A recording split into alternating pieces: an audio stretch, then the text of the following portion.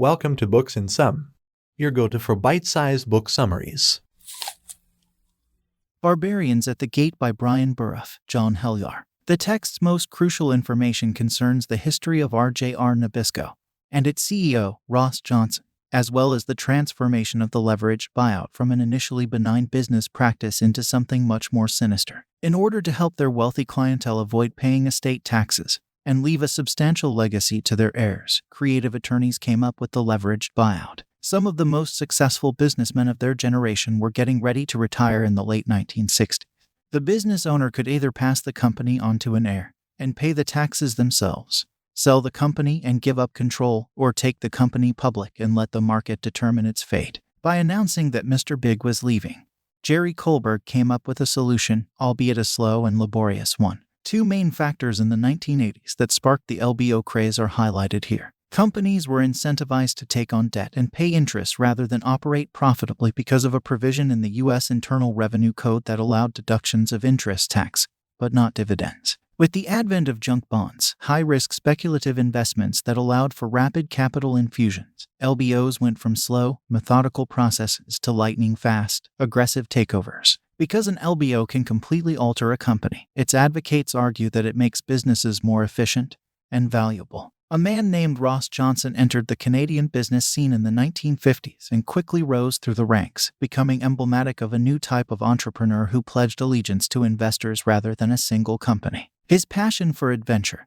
and the limelight led him to employ a number of famous people to spread the word about his company. However, he rarely considered the long-term effects of his frequently dishonest business strategies, such as the elimination of entire divisions on a whim or the relocation of entire industries to different cities for the sake of short-term gain. He put in his time and eventually found success in 1963 while working for the venerable Canadian department store TE, then run by the notorious head of personnel, Tony Pescott. Johnson, inspired by Pescott's business and management style, quickly began making shrewd moves and rose rapidly through the ranks of the company. In 1976, he got his break when he was hired as the CEO of Standard Brands, a Canadian manufacturer of consumer goods. Johnson's disruption at Nabisco during the merger with Standard Brands was at odds with the established procedures of both companies. Johnson's philosophy spread rapidly throughout Nabisco, and a similar transformation occurred after the company merged with RJR Reynolds, the largest tobacco company in the world. The market was dominated by RJR Reynolds due to the company's innovative products, such as the first pre-rolled cigarette and a popular brand of pipe tobacco. The companies came together in hopes of expanding their business, but Nabisco's flamboyant culture quickly clashed with RJR's more traditional Southern values. Henry Kravis, a Wall Street banker who was making millions through LBOs, and George Roberts, his cousin and business partner, founded the infamous private equity firm Kohlberg Kravis Roberts, which is the focus of this text. Kohlberg, Kravis, and Roberts was formed by the three men who transformed LBOs from relatively harmless tax workarounds into a potent vehicle for corporate takeovers. The Kravis cousins set their sights higher in 1987 when they established a massive investment fund, and in an effort to attract more investors, they decided to forego charging any management fees for the first few years. Ross Johnson's avarice led to disaster when he entered the LBO market.